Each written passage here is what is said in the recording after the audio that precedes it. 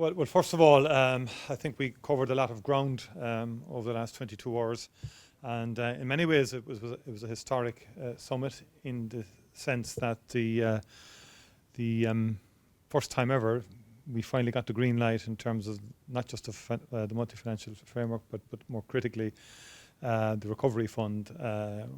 That was, in fairness to the German presidency and to Angela Merkel, pay great tribute to her leadership in putting that together and getting that resolved and getting the issues dealt with. And I think that is going to be very significant in terms of helping to reboot the European Union recovery in the context of COVID, and given the enormous damage that COVID has done so far to our economy. And we were briefed on that by Christine Lagarde towards the end of the meeting, and Pascal Donoghue. And so that kind of ended the meeting on COVID, and the meeting began on COVID, where we had a very substantial discussion, again going a tour de table in terms of the different experiences. But again, the commitment being to coordinate more strongly the rollout of the vaccine across European level. Some member states want us to do it on a given day. I think there probably will be a greater degree of flexibility around that. But certainly there will be strong coordination led by the Commission in terms of the rollout of the Pfizer-BioNTech first. And then the Moderna is due for conditional market authorization on the 12th of January. And so, you'll have a build-up in January and February. I think March, April, May, you'll have a far higher volume of vaccines available, and more vaccines will come on the market. So I think the first half of 2021 is going to be very significant in the context of the rollout of the vaccine and its impact in terms of dealing with COVID-19. Also, the Commission will be coming forward again with stronger guidance around antigen testing, validating the good tests or the high quality tests to support member states in terms of the utilization of them as a complementary tool to the PCR testing. And so many member states still very concerned about the impact of COVID on their societies and on their economies, and I think that was noticeable. We currently have the lowest numbers per 100,000, but again, countries are at different stages in terms of this second wave. So we have to be very vigilant as we've opened up parts of our society. The focus has to be very much on personal behaviour, keeping the virus at bay, and doing everything we can individually and collectively to do that. There was a very strong discussion on Turkey and the Eastern Mediterranean, and I think this text and the conclusions are stronger than heretofore, and I think are significant, and I think there's a general sense that there's an absolute need now for Turkey to engage with the European Union and to pull back from its activities in the Eastern Mediterranean, particularly in relation to the violation of sovereign space of Cyprus and indeed Greece. So that took up a fair degree of discussion as well. We were had a significant debriefing by Ursula von der Leyen in relation to Brexit, and in terms of the meeting with Boris Johnson. Both teams are back negotiating, but generally speaking, there is people recognise the enormous challenges that remain now in terms of pulling off a deal, and suffice to say that people feel and believe across the member states this is going to be a very challenging task. My own view, and I took the opportunity at the meeting to pay tribute to Commissioner Šefčovič and Michael Gove for negotiating the protocol on Ireland, Northern Ireland, and the withdrawal treaty and operationalising that. And that's an illustration of what can happen, because there were a lot of difficulties around that, as you know, for quite some time, but they managed to bring those discussions to a successful conclusion. The one aspect of the MFF agreement and the Next Generation Recovery Fund agreement, of course, is that the Brexit Adjustment Reserve Fund is now available to member states most affected by Brexit, and Ireland, stands to benefit from that fund. It's a €5 billion fund overall, and obviously it will be shared out among member states, and particularly the member states most affected. and the Commission will be bringing forward proposals in that respect next week. But fundamentally, we want a deal, we want an agreement. We believe that's in the best interests of all concerned, and I made that point at the meeting this morning that the Irish economy will be damaged in the context of a no-deal Brexit. The UK economy will be as well, and the European Union. So I hope that common sense will prevail, and I just wish the negotiators the very best, and I'm sure they'll give it everything they can to bring this over the line. Taoiseach, Boris Johnson last night, as you probably heard, said there was not a strong possibility of no deal. Do you share that assessment? That's the prevailing mood right now. But that said, similar comments were made well over a year ago in respect of the withdrawal treaty and the protocol. So it remains to be seen. I mean, negotiations are still ongoing, and I think the implications are very serious for all concerned in the event of a no deal. And I think all politicians in the United Kingdom and across Europe need to reflect on that. Taoiseach, could you talk us through what could happen over the next few days? Obviously, behind the scenes, there's tic-tacking going on between Ursula von der Leyen and other leaders to see if there's space forward. What can we expect on Sunday, and is there anything that can come out of this, do you think? Well, I think what will happen is the talks will continue until Sunday. I think Ursula von der Leyen and Boris Johnson will call this at some stage on Sunday. We will get regular updates in terms of developments, and we'll take it from there. As you know, the Commission has published some contingency plans in relation to a no-deal Brexit.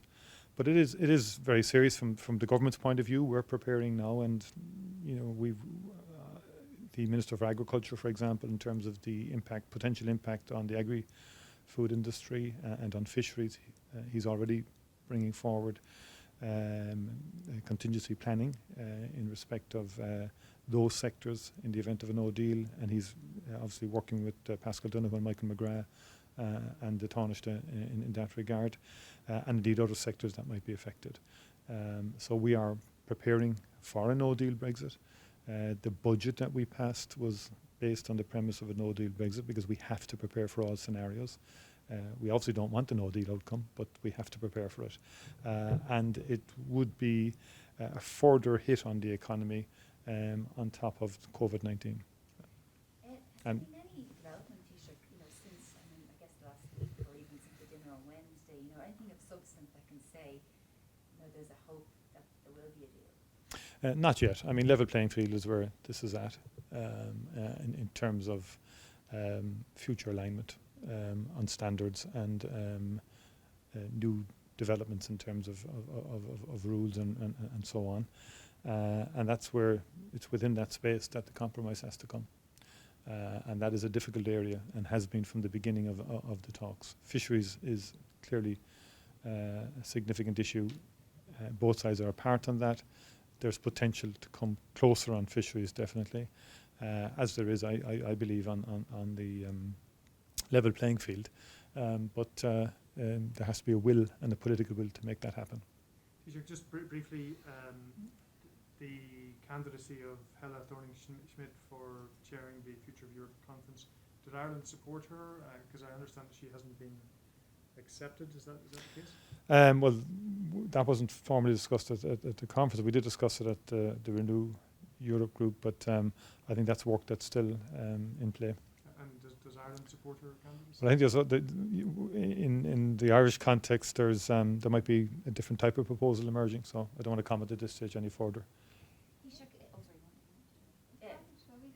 Perhaps you could comment on the breakthrough that's been made on the 55% target for 2030. That's a historic development. It was a very tough negotiation. That's what, to be frank with you, that took us through the night. But I think there was a steely determination on behalf of Charles Michel and Angela Merkel and Emmanuel Macron to get this over the line, because we had to send a message to the world from the European Union perspective that we wanted to take this further leap forward in relation to climate change policy and the 55% reduction by 2013 respective 1990 levels. Now, different countries and different member states have different circumstances, and it could potentially is more challenging for some more than others. But we were determined to get it over the line, and it took some time. But I think it's, for the younger generations, I think many leaders were motivated by the fact that we would be failing the younger generations of the world if we weren't in a position to come forward with an agreement today. And I'm glad we have. And I think largely the draft conclusions are intact.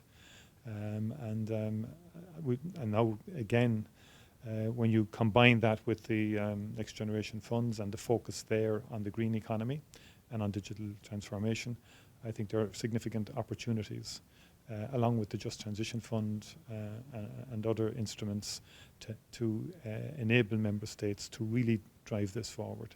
From our perspective, the climate bill is going through the Oireachtas right now. It's gone through the legislative scrutiny. There will be amendments to that, but that's a strong piece of legislation which ties our commitments legally into law, and right up to 2050 and carbon budgets and so on. So I think I detect a very significant momentum around climate change, notwithstanding some who are perhaps maybe more reluctant or who are finding it more challenging because they would be more industrialized and they would have a lot of legacy issues in their respective states. I think that was an issue that had to be accommodated, and that makes sense too. If you can just ask Ilga, if you don't mind. Could I just ask a rule of law for you? Oh, yeah, sorry, go on, yeah. Taoiseach, I know the budget was very important to pass and the recovery fund and all, but specifically on what's being resolved in the rule of law, any EU law expert you speak to would say that this is another failure, again, to deal with authoritarianism.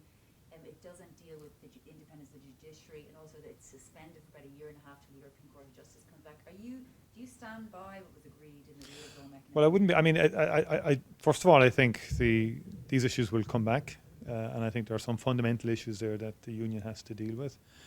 In this context, I think the decision of the European Parliament has not been amended or in any way changed. That's important. And I think reassurances have been given to the two member states that the provisions and regulations will not be invoked in a vindictive way or in a flawed manner. But apart from that, I think the treaty mechanisms as well have to be fully used and exploited to deal with this issue, because it is a recurring issue, and it could potentially be the cause of future division within the union if the values of the union are not upheld by all member states. Do you think though it's strong enough to deal with those things? I do. I think we're in the middle of a global pandemic, and there's a balance here. Many member states are under a lot of pressure in terms of the impact of COVID-19. And given that this is the first time that Europe has collectively agreed to borrow and to fund at this scale, I think the balance is right on this occasion, but I don't think the overall story is over in relation to the application of the rule of law. And I think it's robust enough as well. And those who, member states who strongly advocate for this measure were satisfied with it ultimately and could accept it.